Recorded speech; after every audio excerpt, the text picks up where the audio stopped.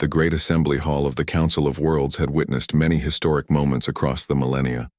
Treaties that ended galactic wars, declarations that birthed new civilizations, and wisdom that shaped the very fabric of interstellar society. But never had Ambassador Kiva 7 of the Zenthari Collective seen the vast chamber fall into such absolute, bone-chilling silence. It started, as many diplomatic disasters do, with what seemed like an innocent comment. The human delegation had been presenting Earth's application for full membership in the Council, a process that typically took decades of careful deliberation. Humans were still considered a juvenile species by most standards, having only achieved faster-than-light travel a mere 50 standard cycles ago. The Altarian Empire had taken 3,000 cycles to reach the same milestone. The ancient Morphic had required 10,000. Ambassador Chen Wei-Ming stood at the central podium, her small frame dwarfed by the towering representatives of a dozen species around the circular chamber. To her right, the crystalline Vorthak delegation sparkled with internal bioluminescence, their thoughts flowing in visible patterns across their translucent bodies. Behind them, the Kethvar representatives, massive armored beings whose homeworld's gravity was 12 times that of Earth, sat motionless as living mountains. The presentation had been proceeding smoothly. Earth's technological contributions, their peaceful first contact protocols, their willingness to share resources, all had been well received. But then Chancellor Morthek of the Altarian Empire, a being whose species had never known war in their 30,000-year recorded history, made what he surely intended as a diplomatic overture. "We are curious, Ambassador Chen," Morthek had said, his voice resonating through the chamber's translation matrix, "about humanity's unique approach to conflict resolution. Our analysts have studied your species' historical records, and we find ourselves puzzled by something you call humor. We understand it played a role in helping your species survive periods of great hardship. Could you perhaps demonstrate this humor for the Council?" Kiva 7 remembered feeling a ripple of interest flow through the assembled delegates. Humor was not unknown among the galaxy's civilizations, but it was rare, typically manifesting as gentle wordplay or observations about the natural world. The Zenthari themselves occasionally engaged in what could be called humor, mathematical paradoxes that created amusing logical loops. Ambassador Chen had smiled, that peculiar facial expression that had initially alarmed first contact teams until they understood it indicated pleasure rather than aggression. "Well," she had said, "I suppose I could share one of our jokes. It's actually about the different ways species might approach a hypothetical problem." The chamber had buzzed with anticipation. Even the Silthanor, normally so absorbed in their collective consciousness that they barely acknowledged individual speakers, had focused their attention on the human ambassador. "Three beings walk into a galactic bar," Chen began, and Kiva 7 noticed several delegates leaning forward in their seats. "A Vorthak, an Altarian, and a human. They each order a drink, but the bartender accidentally serves them poison instead." The chamber grew quiet. Poison was no laughing matter to any species.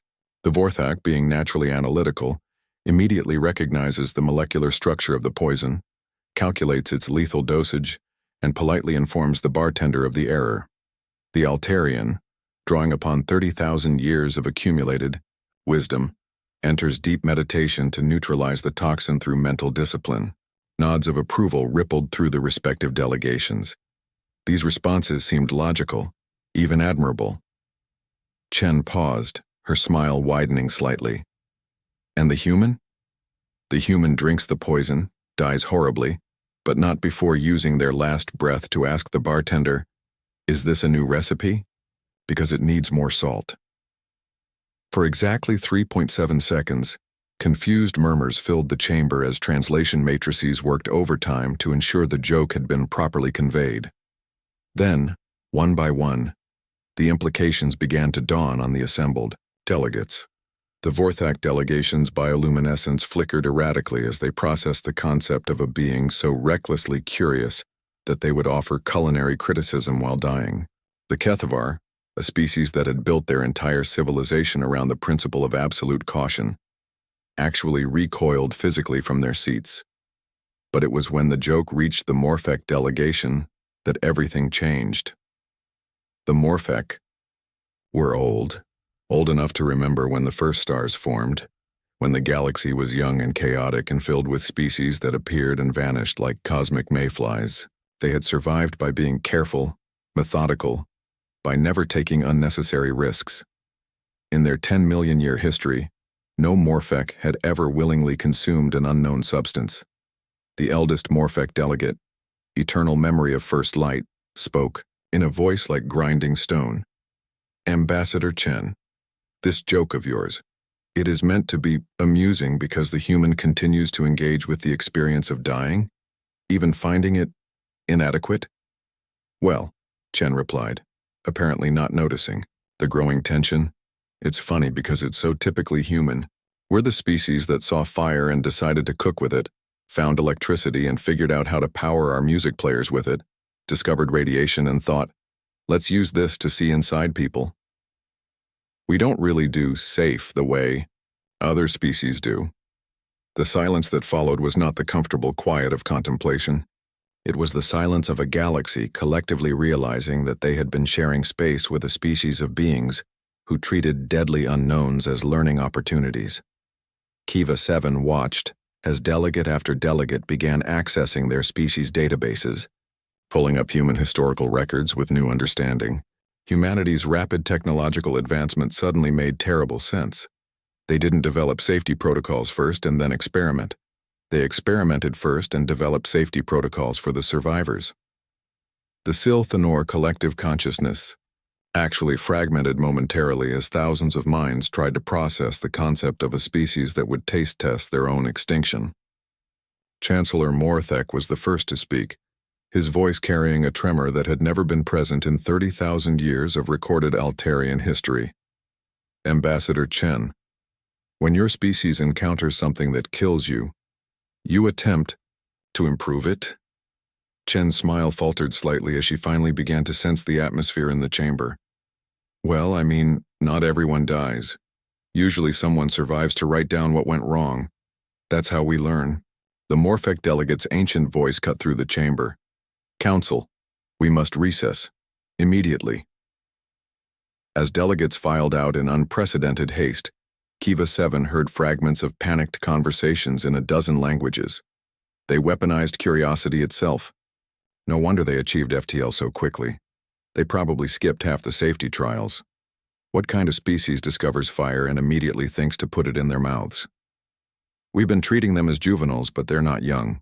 They're survivors." In the end, humanity's application for council membership was approved unanimously in the fastest vote in galactic history, but it came with a caveat that had never before been added to any species membership: a mandatory 100-year waiting period before humans would be allowed to share any technological innovations with other council species.